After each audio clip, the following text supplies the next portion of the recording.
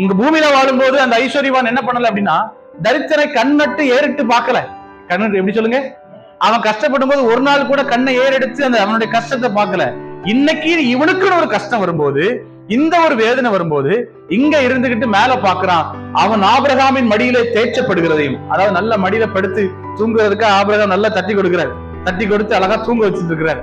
ஆனா இவன் இங்க கீழே கிடந்து அந்த அக்கினியில வெந்து வெந்து வெந்து கஷ்டப்படும் போது கண்கள் ஏறெடுக்கப்பட்டு பார்த்து அந்த வேதனையை சொல்ல முடியாம சொல்றான், அந்த ஆபிரகாமே, தகப்பனே, என்னுடைய முற்பிதாவே, நீர் எங்களுக்கு என்ன பண்ணுங்க, அவனுடைய லாசருடைய விரல்ல துணிய சுத்தி அது தண்ணியில தோய்ச்சு என் நாக்கில படுபடி ஒரு சொட்டு தாங்க.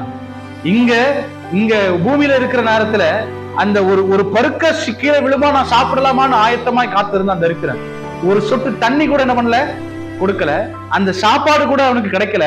ஆனா பாருங்க, அதுக்கு எதிர்மாறாக ஒரு சின்ன ஒரு சொட்டு தண்ணி எனக்கு தாங்கன்னு சொல்லி இந்த லாசரு இடத்துல எதிர்பார்க்கிற ஒரு சூழ்நிலைமை அந்த ஐஸ்வர்யவானுக்கு உண்டாகும்.